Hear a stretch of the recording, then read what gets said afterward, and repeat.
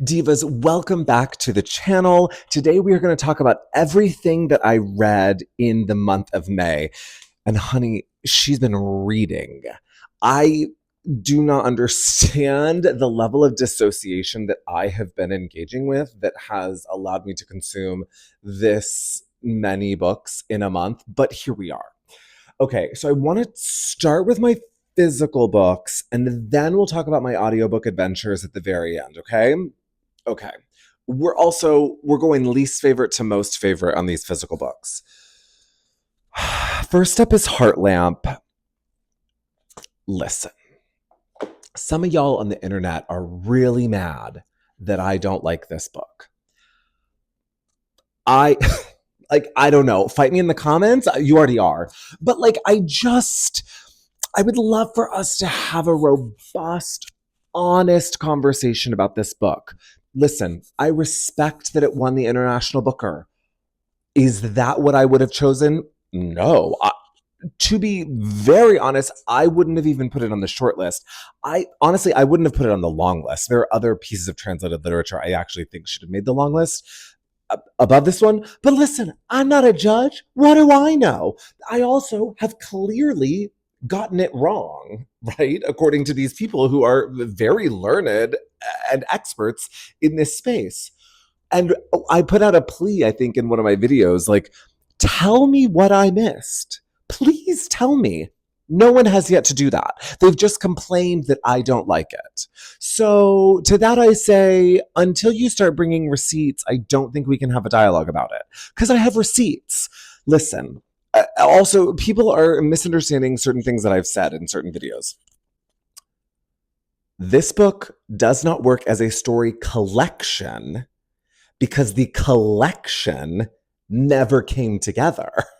People are saying, but they're stories. Yeah, exactly. But if they are published together in a story collection, they have to be interrelated, or like they have to come together as a collection in some way. Otherwise, why are they being published together? Why are they a collection, right? So in that way, they did not come together. But more importantly, and maybe most importantly, each of the individual stories did not come together.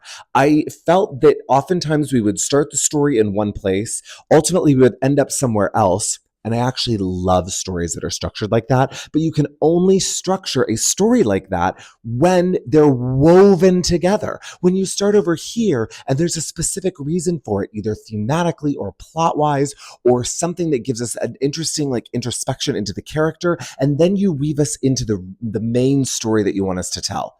Never happened for me. Never happened for me. And again, I am willing to acknowledge that I may be wrong here. But then show me the receipts. Show me how I'm wrong and what I'm missing. Just being upset that I have a critique about it is not a dialogue. Anyways, yeah, like I think that there were elements of the stories that were cool. There's one in here about like these heels that I believe the woman is pregnant and she's wearing these heels, and in the story the heels like explode, and it's this really cool commentary on like feminism, and like it's really powerful and like says a lot about like her husband and like the patriarchy within this society that was like putting all this pressure on women in general. I mean, that's like the theme of the whole story collection. But that like moment does not a good story make, right? Like just for me, they just never came together. And occasionally, like the exploding heels, some of the endings would be cool. But again, an ending does not a story make. It didn't work for me the way that the characters were introduced and then kind of like abandoned, and but then like the number of characters that were introduced would be it just didn't ladder. It didn't work for me. Like with 10 toes on the ground, I did not have a good reading experience with that. So sorry again. Please help me see what I missed, because I understand maybe I'm wrong here. Maybe I'm wrong. What did I miss? Then I read Crying in H Mart. Not in that order, but like Crying in H Mart was my next, the next book that I enjoyed within my list of books that I read. Listen, I think it's fine. I think that the internet loves this book. And so I am like trying to make sure that I'm like respectful. I think that like there's a lot of value here. I also think that it's so intimate. And I think that there's a lot of like vulnerability in sharing that like complicated relationship, A, with a parent, but then B, once they pass. I will say I probably set myself and this title up for a little bit of failure because I read it right after Yi Yun Lee's Things in Nature Merely Grow, which there's just no comparison. They're both about loss, but like just from a composition and a like craft perspective, they're just on two different planes. And like they're both valid, but like it's going to impact my experience with this one, right? So, anyways, all of that to say, like I think that what one thing that I was able to pull out of this after reading it after the Yi Yun Lee was the messiness of loss in your 20s. And that was cool. And I do feel like that was captured here. I understand that she's a musician. I do think that the like integration of the music piece of it was sweaty. That didn't really work for me. And I think we were trying to like really pack a lot into the memoir of it all, maybe to give like a 360-degree view of the protagonist or like of Michelle. But I would argue I don't think we needed it. You know, I think some of that could have been left out and we could have really just doubled down on the mother-daughter relationship, which is like so complex. And I think elements of that were written so beautifully. I also loved the food elements and I loved the way she used food to talk about their relationship and used food as kind of like a through line through the entire work. I loved the kimchi element specifically. And I kind of wish that that had been a little bit more of the focus, like the kimchi specifically. She talks a little bit about like the fermentation process. And I think the fermentation process has a lot of parallels with like the grief process, right? Like you're sitting in one chemical and it turns into something else and it grows into these other flavors. And I just think that's so rich. And I wish we'd gone deeper there. And if memory serves, I think that she talks about like the kimchi refrigerator, who like, I think it was being stored at her husband's or her in-laws' house. And I think that that would have been a really cool ending. And I think we kind of trailed on a little bit extra. And I don't know if we needed that. But yeah, I mean, that's being hypercritical. And so I think sometimes if we can be hypercritical that way with something that we actually did relatively enjoy, like that's fun, right? Like that's art. That's cool. I know a lot of people love this. I do think that the relationship that with the mom again was really beautiful. And I like the way she discussed that. I hear that there's some sort of adaptation. I don't know if it's a television show or a movie. Love that. Oh, and speaking of the kimchi, I think I saw something somewhere that she wrote an essay that was published that was the title had something to do with kimchi, and I think it was particularly around the like also included the subject of the loss of her mother. So I wonder if that gives me kind of what I want, and then I wonder, did she not have that be the focus of the book because it was the focus of that essay? Maybe, but you know, for some of us who like haven't necessarily been exposed to her through that essay, it might have been a cool thing. Also, all of that to say, we're real chatty today. All of that to say, maybe that essay is in the book. I don't know, or integrated or edited in such a way that like we see it in the book. Who's to say? But that would be something I'd be interested in looking into. Okay, now I, my next favorite of my physical reads was Klara and the Sun.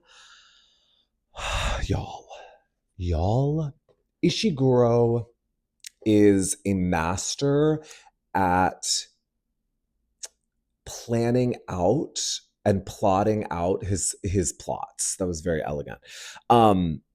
It I really enjoyed it. There was a point in time where I was like, where are we going with this?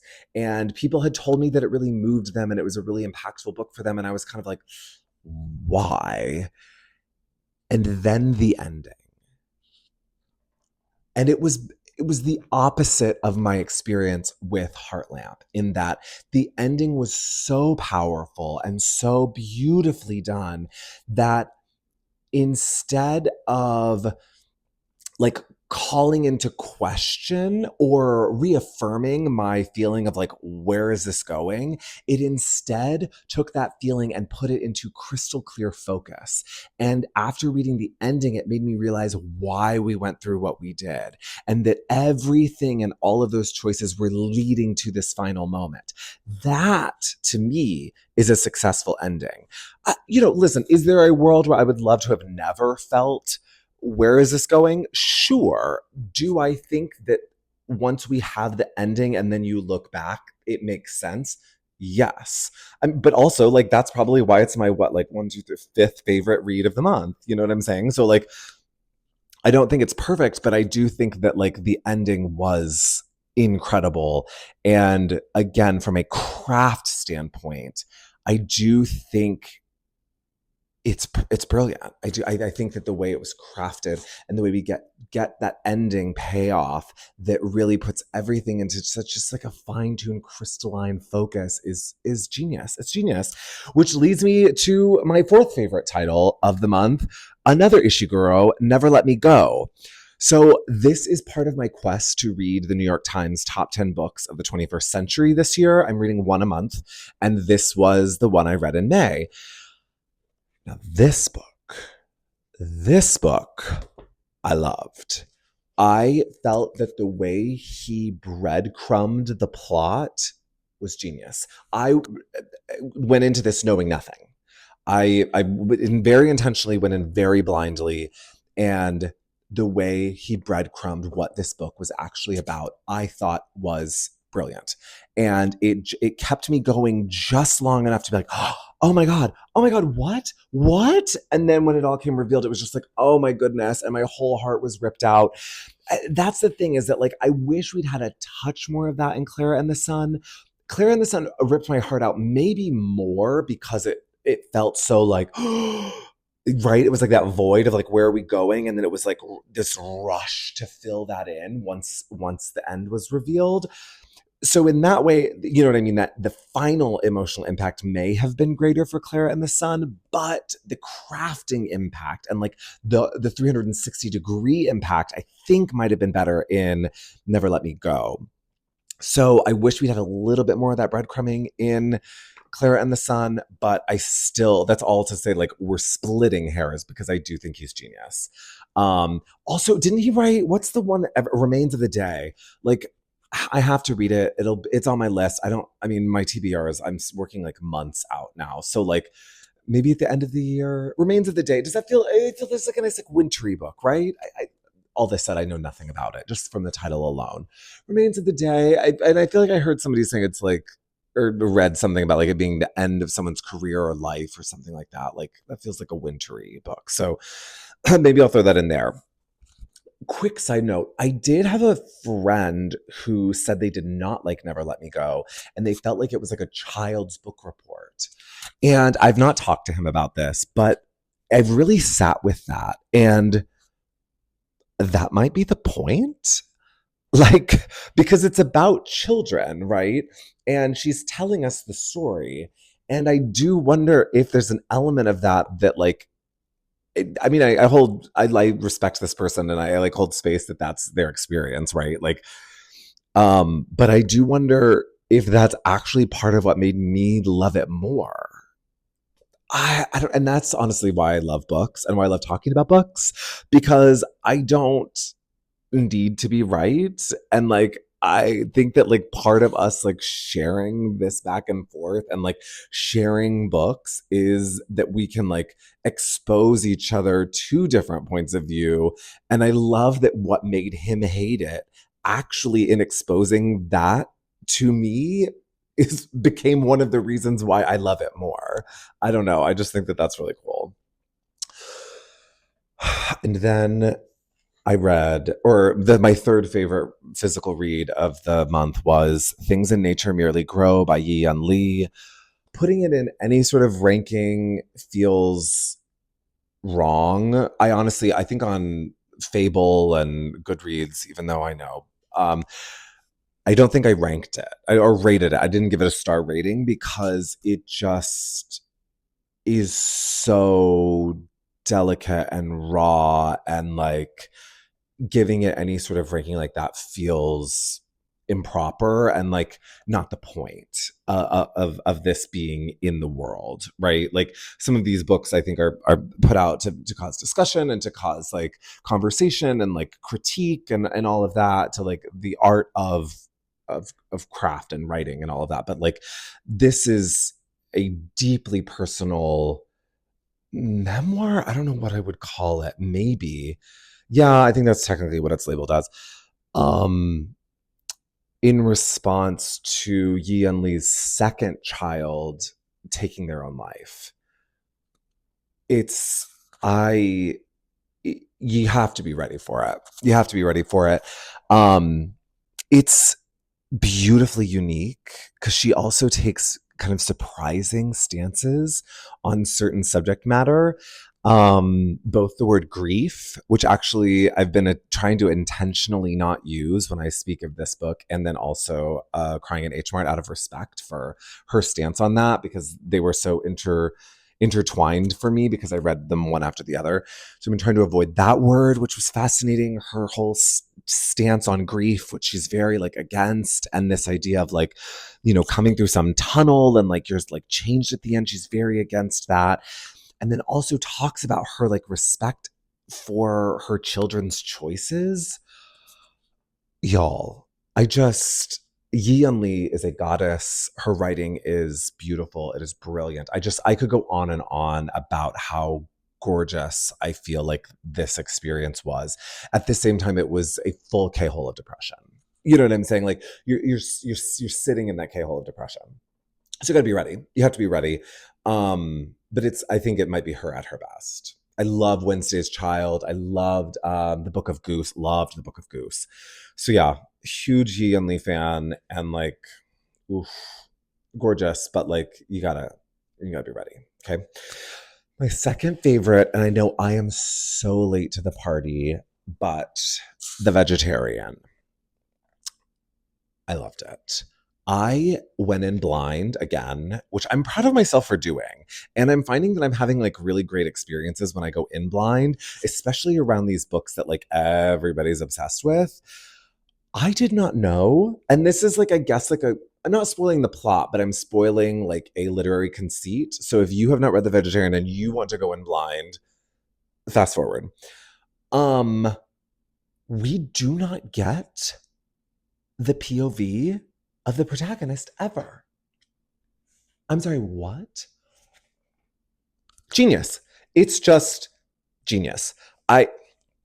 We get the POV of her husband, of her brother-in-law, ew, and her sister. It's 3 sections. Those are the POVs. It's wild. It's wild. And then it becomes like so Hong Kong at the end when she just kind of like flips everything on its head. And she's like, yeah, we were doing that. And like, you thought you knew where this was going to go, but like, JK, I'm going to do my Hong Kong thing. And like, you're going to be a little confused and like, eat it. I just am obsessed. Again, I do think because of the way it like ends like that, like you have to be down for the Hong Kong of it all. You know what I mean? Like if you did not love like We Do Not Part and you like and her whole vibe, then like yeah, I could see this not being like like an obsession for you, but like I'm down to clown and I loved this. Which, speaking of being down to clown, my favorite physical read of May was Under the Eye of the Big Bird. Quick side note, I don't think I said this at the beginning, but in celebration of Asian Heritage Month, I read all Asian authors and like from all over. But all of these are all Asian authors, and also for all my audiobook adventures, all Asian authors, because like, duh, right? Anyways, Under the Eye of the Big Bird, one of my absolute favorites. It was shortlisted for the International Booker. This was my favorite to win, if I'm being really honest. I loved it. Now, one of the things that I did differently about this one, I was talking about the other books that I went in blind and like I had such a great experience.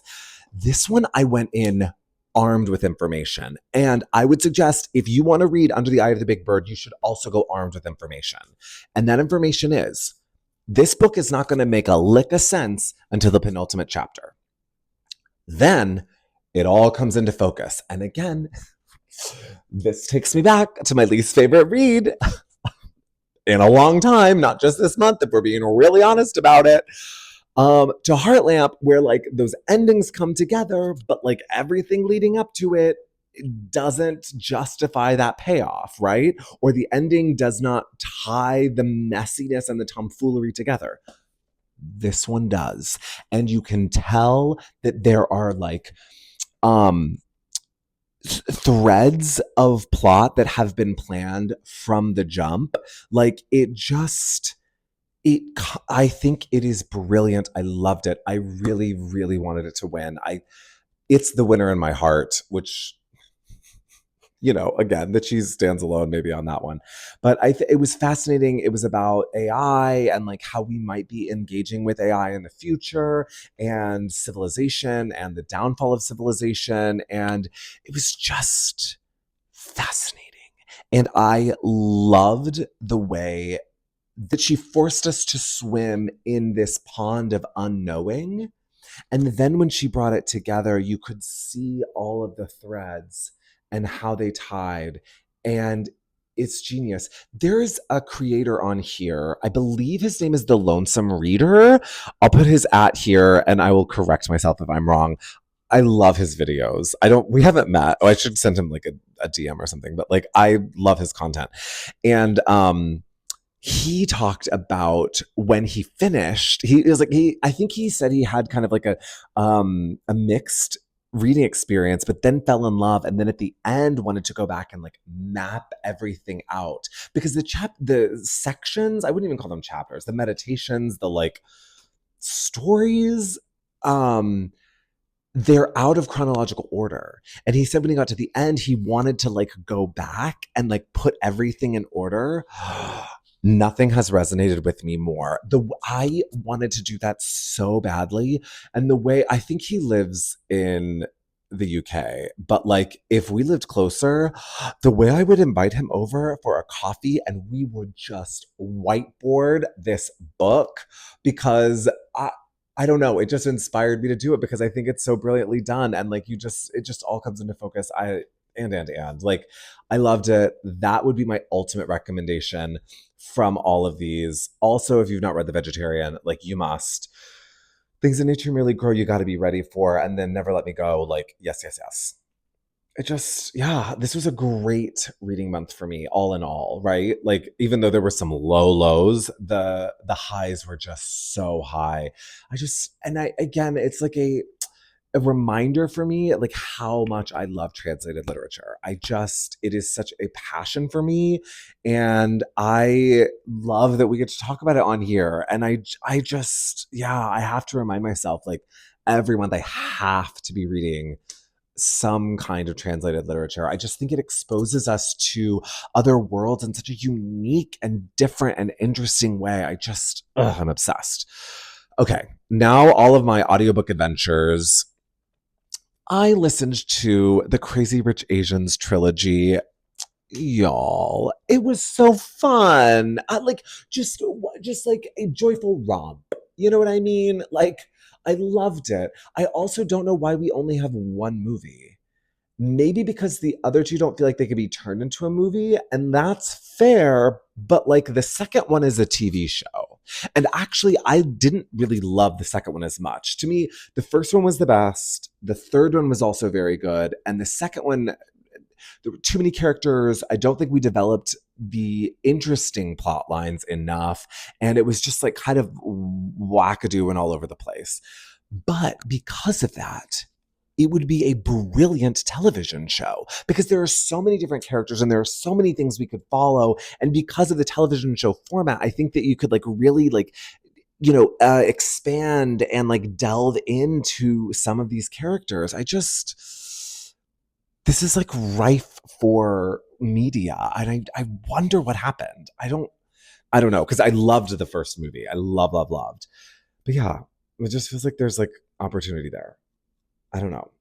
Um, then I listened to Yellowface. Listen, I enjoyed it. I don't know if I understand the internet's like obsession over it, but I thought it was good. I do feel like Act 3, I love where we got, but like the plot that got us to that ending didn't work for me. I think it called on tropes that we had exhausted earlier, like in Act 1 or Act 2, and to bring them back just felt sweaty and like we've already been there. It was in and around like the Instagram stuff. Like we've already done this. We've played in that pond. I would argue successfully. I enjoyed it the first time it came around in the book, but like the second time it was like, no, no, no, no, no. We're done. We've done this kind of space. Like we're done with this. What are we doing? And because of that, I just think it was kind of messy and then like took me out of it a little bit. Again, I like where Act 3 ended, but like getting there, it just wasn't for me. I don't know. So it was fine. It was fine. And then my last audiobook of the month was The Memory Police, which won the International Booker shortlisted for the International Booker. Ugh, update here. Um, it it was good. I had heard critique that it moved a little slowly. And this is where I fall back into my conversation, which I will probably never shut up about, around the fundamental differences between reading a physical book and listening to it. One is not better than the other, but they are fundamentally different. When I listen to The Memory Police at 2 times speed, I am able to falsify the experience in such a way that it can like negate or like cover up some of these flaws, right? And like, because it didn't feel like it drug as much for me because I was listening it at 2 times speed. You know what I'm saying? I will say, and like in arguing with myself, there was a part that felt a little slow. But because it was at 2 times speed, it wasn't as apparent as it probably was if I had been reading the book. Like if I'd been reading the book, it probably would have felt very slow. Where when I was listening to it, it was just like, oh, this is a little draggy here in the middle. But anyways, that's being hypercritical. I feel like the themes were incredible. I loved the way it came together at the end. That has been the theme of this month, actually. Either I hated the way they brought the books together at the ending, or I loved it. And I thought that the themes and the ending was just so powerful now more than ever. I think it is a very impactful book. I think that the themes were also woven in a really successful way. It was really powerful. It was really powerful. It really made me think. I'm like still sitting with that book. And that's another theme I would say from a lot of these that I loved. They're still with me. Like I still feel like I have so many of these titles with me and like marinating and cooking and like continuing to grow and blossom like in my heart and in my mind and in the way I move through space and like what a gift, right? Ugh, loved it. So yeah, that was I think 12. 1, 2, 3, 4, 5, 6, 7. 1, 2, 3, 4, 5, 6, 7, and then 5. Yeah, 12 books that I read this month. So yeah, I don't know. I normally don't read this fast, y'all. I don't know what. I think I'm trying to read instead of doom scroll. And so maybe this speaks to how much I used to doom scroll. Well, I don't know about doom scrolling, but maybe just like spending time doing less productive things. It's that. And now those less productive things would include doom scrolling. And so this is what I'm doing instead. Yeah, listen, there are worse ways to spend my time, but I don't know. Here we are. I've also, in justification, in like in more edification, like I've started listening to audiobooks at the gym, and I do spend quite a few hours a week at the gym. So that I think is where a lot of the audiobook engagement is coming from. So anyways, what did you all read this month? What are your favorites? What were your least favorites? And again, if you can expose to me what I missed in Heartlamp, I welcome it. I welcome being wrong. But just being mad that I didn't like it does not convince me like, oh, well, since you hated that, I hated it. Like, I was probably wrong.